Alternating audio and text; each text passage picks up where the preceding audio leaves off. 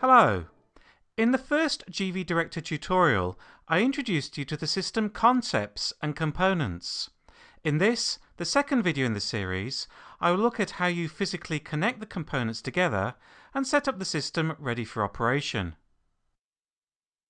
My name is Adrian Shepherd, and in this tutorial I will begin with a review of the system components before taking a closer look at each one in turn.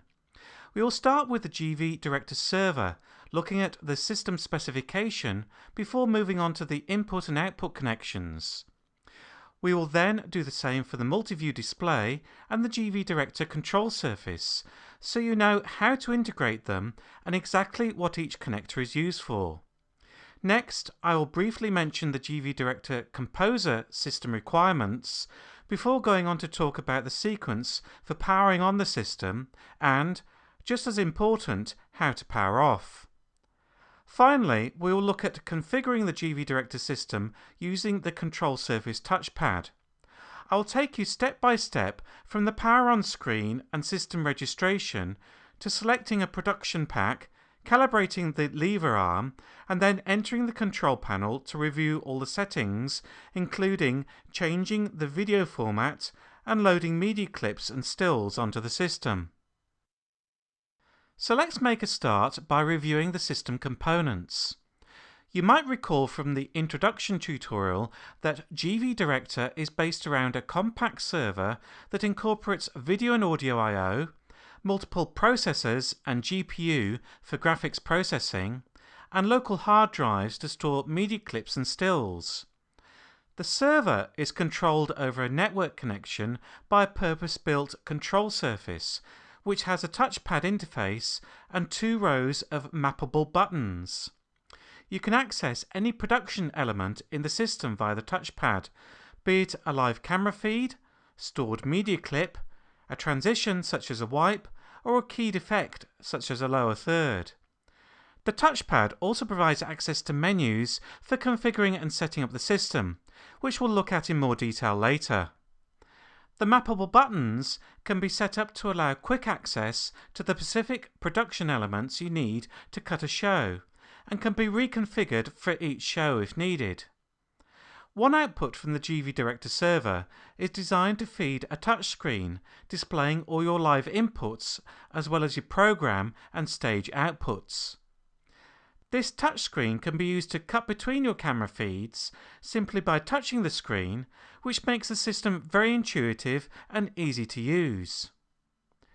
One more element you might want to add to the GV Director system is your own computer running the GV Director Composer application. GV Director Composer can run on either Mac or PC and is used to design your transitions and effects so you can control the look and feel of each show or each channel. GV Director Composer doesn't have to be on the same network as the GV Director server, but if it is, you can easily push updated production packs to the server. A production pack is the name of the file containing all the transition and effect information. You can learn a lot more about how to create your own transitions and effects in the GV Director Composer Getting Started tutorial.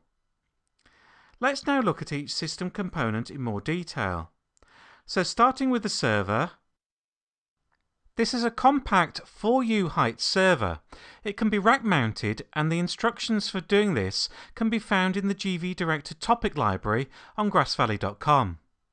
The server is designed for robust and reliable operation in the field, hence it's built around a Linux operating system, and at the time of creating this training has dual 12-core processors along with 32 gigs of RAM and solid-state enterprise class drives providing 480 gigabytes of media storage. I should make it clear that the media storage space on the server is purely designed for playout. It isn't backed up in any way, so really shouldn't be used as a repository for your camera rushes. On top of the Linux OS is a Grass Valley operating system called Nexus, which is designed to handle the processing of audio and video, including all the compositing, effects, and any video reformatting. Let's look at the server connections on the rear next. First, on the left, you will see we have a redundant power supply configuration. The server will run on just one power supply, but for reliability, it's obviously better to have both powered. Immediately above the power supplies, at the top left, you see we have two 25-pin D-type connections, one for the GPIO, which can be used to trigger external devices, as well as, in the future, it will accept incoming triggers. The other connector is for tally, i.e. the red on-air lights on your live cameras. The GPIO connector is configured with 12 open collector outputs, and for the future, 12 inputs, which will use 5-volt input levels. The tally outputs are all open collector too. Pinout details for both connectors should be available on grassvalley.com by the time this training is made available.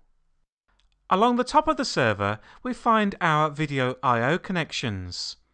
The server supports both blackburst and tri-level video reference sync input, and if you're not looping the reference feed through, then I strongly recommend that you terminate it here with the usual 75 ohm termination. Next, you see we have 2 HDMI inputs and 8 SDI inputs. Let me talk about the SDI inputs first. The full GV Director specs can be found online on the Grass Valley website, but I'll call out a few important ones throughout this training. And the first ones to call out are the supported video standards. For HD, GV Director supports 720p, 50 and 59.94 and 1080i at 50 and 59.94. And for SD, it's the usual 525i 5994 and 625i 50. 16 channels of embedded audio are also supported on the SDI inputs with a maximum sample rate of 48 kHz and 24-bit sampling. Later, we'll see that the internal audio mixer can be used to control the levels of the embedded audio or even mute certain channels.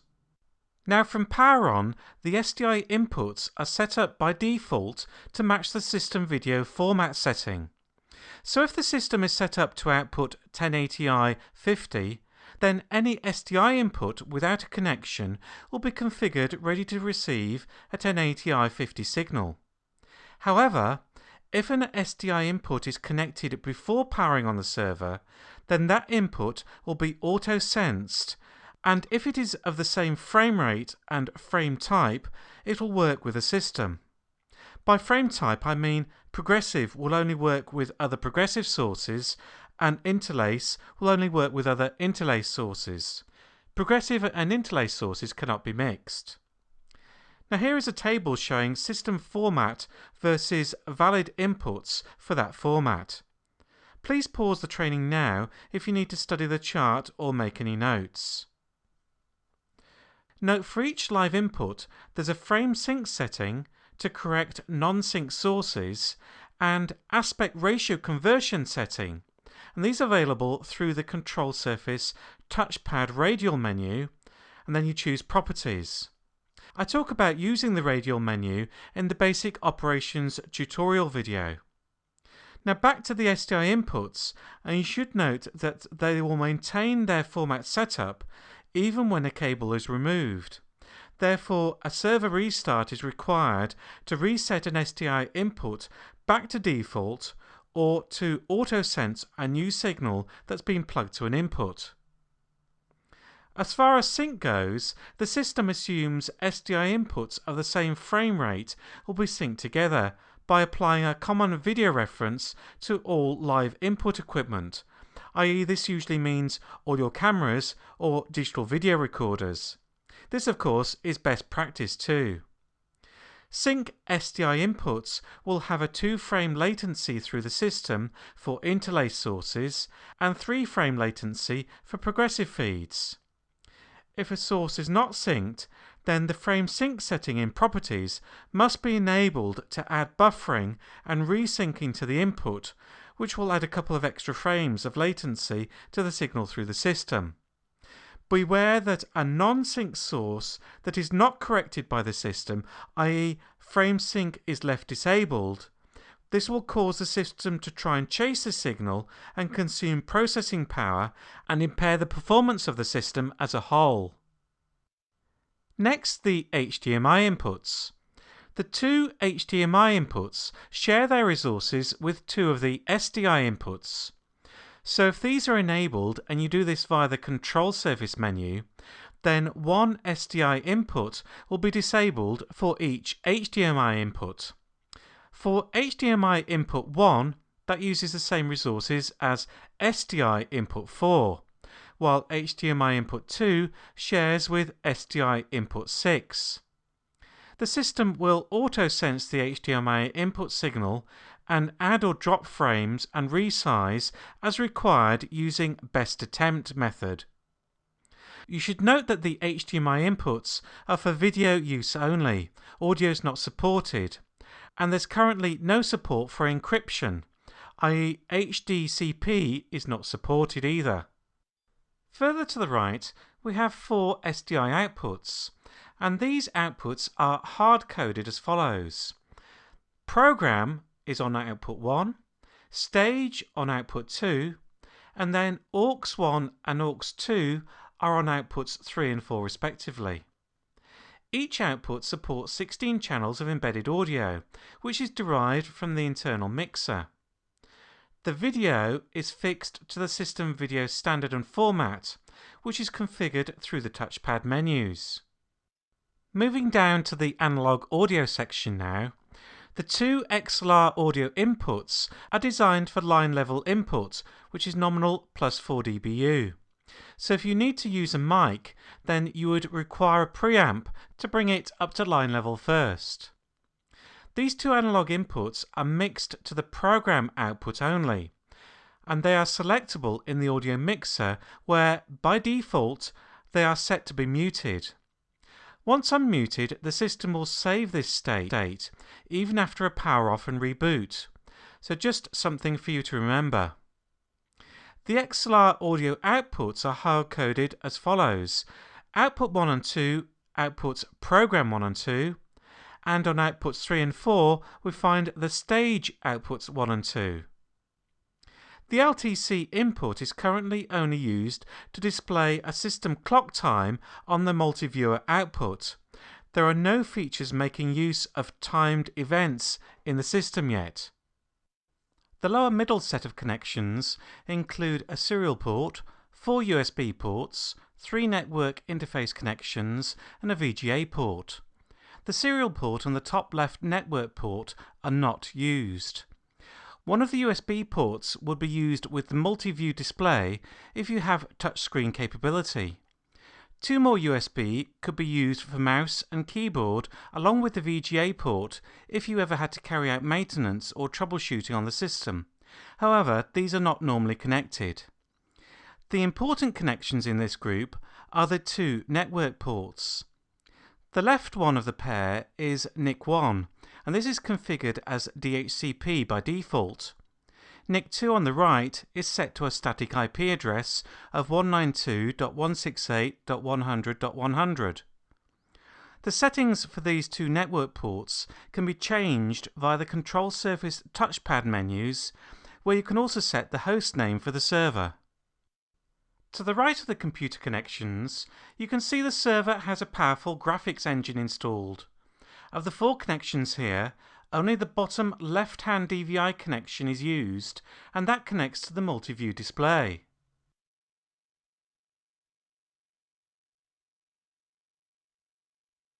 So it's probably a good time to talk about the MultiView output display.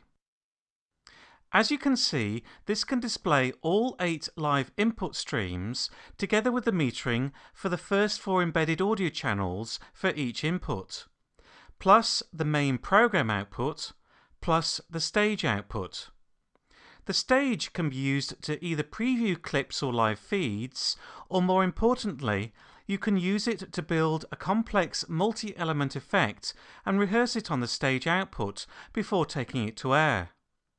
The tutorials looking at the basic and advanced operations cover the use of the stage in more detail. If you choose to make the MultiView monitor a fully configured touchscreen monitor, then you should select a monitor from the list supplied by Microsoft for Windows 8 certified monitors. As I mentioned earlier, you'll then need a USB connection between the server and the monitor to pass the touchscreen information. As a minimum spec, the monitor must be able to run at a resolution of 1920 by 1080. The DVI connection to the monitor must be set up before powering the server on in order for the server to recognize that a monitor is connected. The maximum DVI cable length should be 50 feet or 15.24 meters, and of course this could vary depending on the quality of the connectors and the cable used. Now if you plan on using a KVM extender, then make sure it'll pass the EDID number of the monitor at system boot. Again, this allows the server to detect a monitor is present. Lastly, if required, you can use a DVI to HDMI converter to connect to your MultiView display.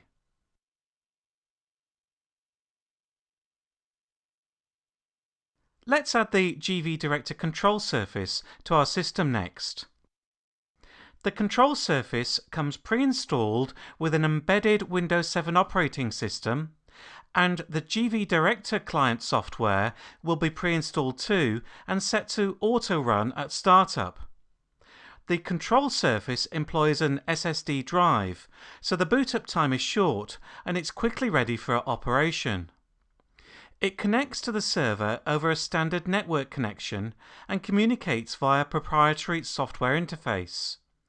The control surface is just that, a controller. No video or audio media pass through the control surface. It simply sends commands to the server and receives constant updates back with the server status. In fact, you can have up to 6 control surface clients connected to one server at any one time, if you wanted. Let's look at the control surface connections now. So looking at the rear connection panel and starting on the right, we have an auto-sensing power supply that works between 100 and 240 volts AC and 50 or 60 Hz. Moving to the left, the first item is the power on-off switch, which if pressed while running will shut down the control surface before powering off. Notice it has a protective cover that can be moved over the button to prevent accidental presses from fingers feeling around the back. The next 2 monitor display ports are for future use. Then we have 2 USB 3 ports labelled with the SS or super speed symbol. These can be used, but a word of warning, do not connect devices unless you are sure they support USB 3. Next we have 2 network ports with a pair of standard USB ports beneath each of them. The USB ports could have a keyboard and mouse plugged to them, and I would suggest that this is a good idea for a couple of reasons. First, if you have to enter text for captions, such as the names of players in a team, then it's easier using a standard keyboard than the touchpad on-screen keyboard. Second, when you close the GV Director client application, then the touchpad no longer responds to touch control. So navigating around the Windows interface is impossible without an external mouse and keyboard attached. The other use of the USB ports is to connect a flash drive or removable USB storage device in order to transfer media clips or production packs to and from the system. We will see the menus to do this later when we look at the control surface touchpad menus. Note that when you attach a USB device, you should allow at least 20 seconds in order for Windows to recognize and install the driver for the device for the first time. Also, if it's an old device that's not recognized as removable storage, then it may not work with GV Director. Next, the 2 network ports. These are configured similar to the server in that NIC1 is on the left and by default is set to DHCP, and the port 2, NIC2, is on the right and set to a static IP address. In this case, it's 192.168.100.101. To modify either network port setting, you will have to close the GV Director client software and adjust them using the standard Windows OS settings. I would suggest you initially configure your GV Director system by connecting the two NIC2 ports, that's the static IP address ports, together. Then you can easily make changes to the server network port configurations and the host name as required through the touchpad menus. Lastly, the 3.5mm headphone socket is not used. You only hear the control surface operating system sounds here, as no audio media is passed through the control surface.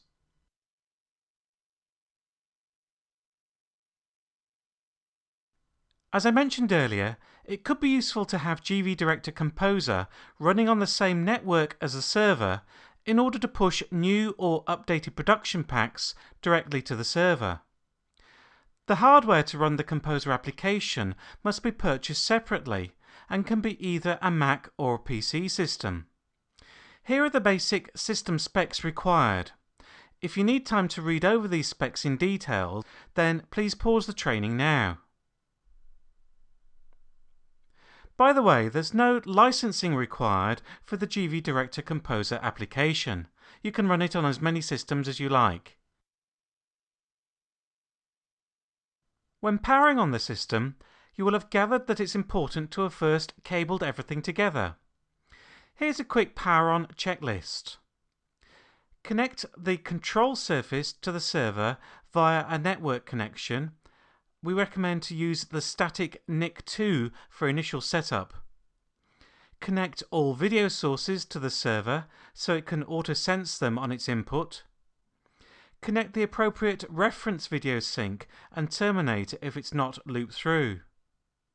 Check the MultiView display is connected and powered on first. Then power on the server using the button on the front.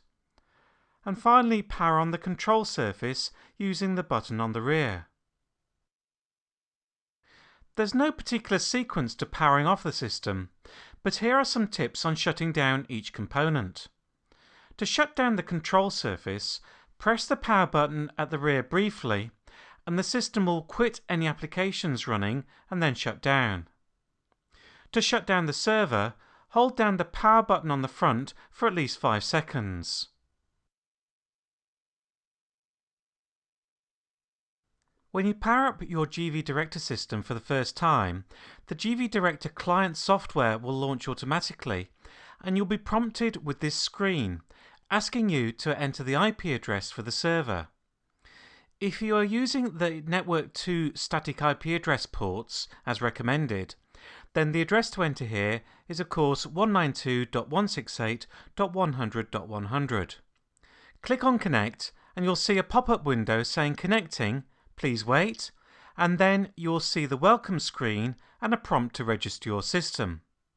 I know it's tempting to click straight past this window, but I would strongly urge you to register your system as soon as possible, as it not only ensures your product warranty is recorded correctly, but allows you to access a higher level of Grass Valley support.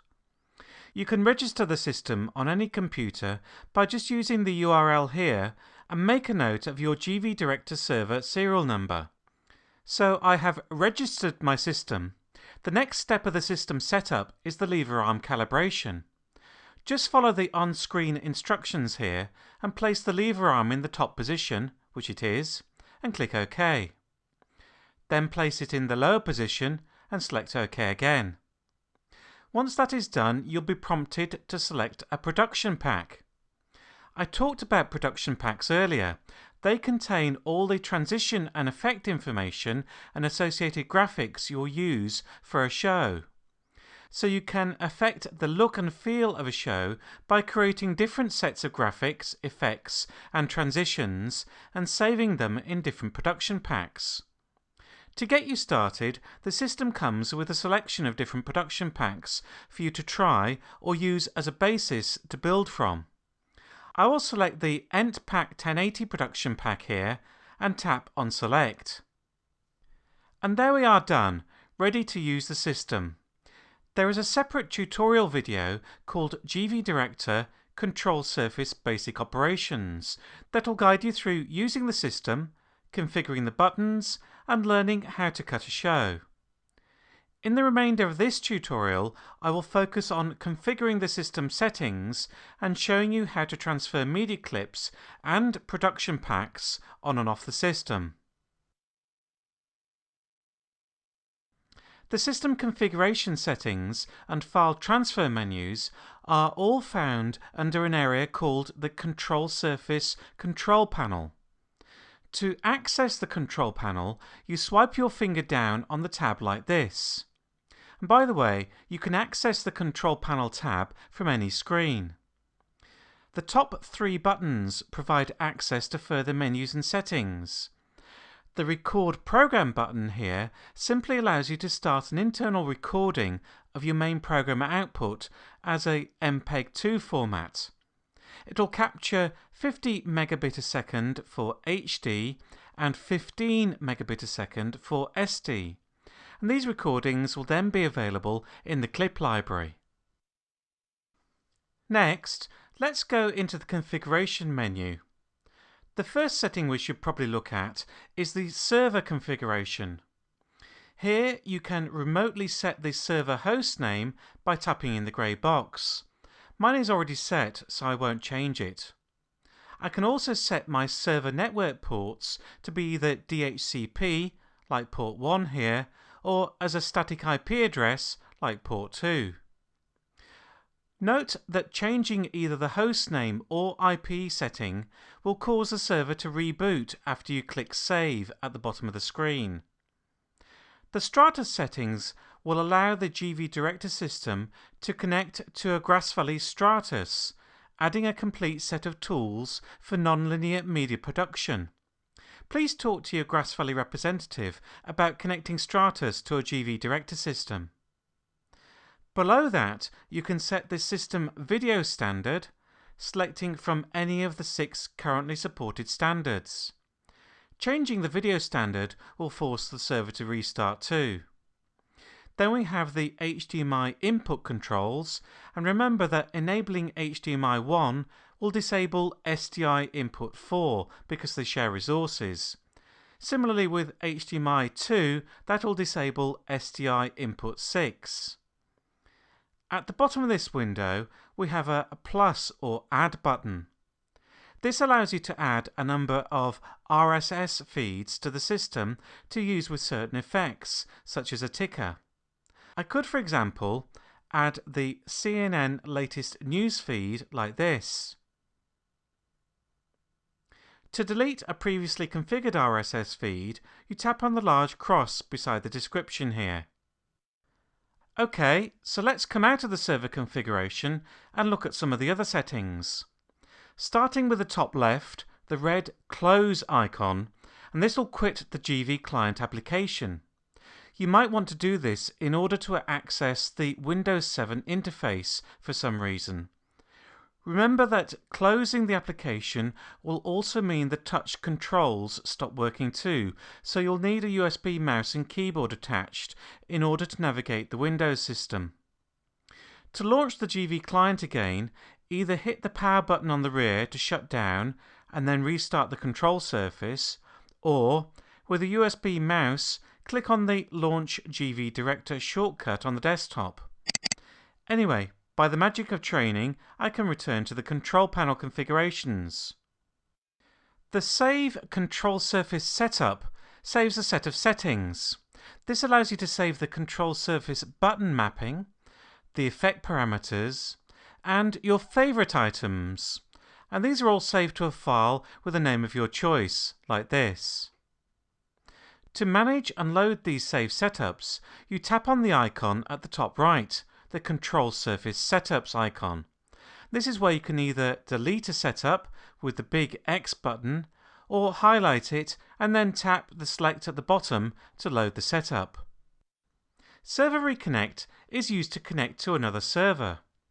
The control surface will remember the IP address of the server you last connected to, so you don't have to repeatedly enter that IP address. So to connect the control surface to a different server, you use this setting here to enter the new IP address and then tap on Connect. The lever arm calibration will perform the same calibration process as we saw when we first powered on. The calibration is saved and you do not normally have to go through the calibration on each subsequent power on. But if you feel the calibration has gone out, for example, you might see this if a transition jumped or failed to complete before the lever arm finished its travel. Then you can perform a new calibration here. Production packs. This allows you to browse the list of installed production packs and load a different pack to use on the system. I could, for example, switch to the GV Demo 1080 pack. Tap on Select at the bottom, and you will see a message telling you that the system will pause and will take a few seconds to load. And now you see by the green tick that the GV Demo 1080 pack is the current loaded production pack. Next, the audio mixer. At first glance, the window looks empty, but you must select an input to adjust before you see the mixer controls. So I tap on the Select Input button at the top right, and now I can choose the input to adjust. I'll select Live Input 1. Just the first two channels have audio at the moment. For each channel, I can adjust the level on the fader and double tap to return the fader to 0 gain. Or I can mute a channel or solo a channel. Let me go back to choose another input, and this time I'll select the analog inputs called Audio In. If you remember earlier, I said they are muted by default, and there are of course only two analog inputs, so channels 3 to 16 have the faders set to 0. If I unmute an input, then the system will remember this state even if the server is shut down. So if you're setting up a system and you don't know who used it last and what settings they changed, it may well be worth quickly going through the audio mixer settings. Last under the configuration menu is the Multiviewer setup. By default, the Multiviewer will display all 8 live inputs, the main program output on the left, and stage output on the right. However, under the setup, you can choose to only show 4 of the live inputs if you like this. I'll go back to displaying 8 inputs for now. There are further controls available by tapping on the cog button here. Notice that input 2 has a red surround, and of course that's because that's the one that's on air. But input 1 now has a green surround. The green highlighted window means that this viewer can now be changed to display another source. So if I now tap on the touchpad to select input 8, then the viewer will change from displaying input 1 to input 8. Input 8 is in fact now displayed twice, in the bottom right corner and now in the top left corner. To display input 1 down in the bottom right, I use the input left-right arrow controls here on the touchpad to move the selected viewer to the bottom right. So it's now highlighted with green. And I can tap on the touchpad to assign input 1 to that position. You can see that you can move your monitoring around so the viewers don't necessarily follow the numeric import order, but maybe follow a more logical order of camera position or camera angle. Note that you can also rename the inputs, and you do this via the touchpad radial menu.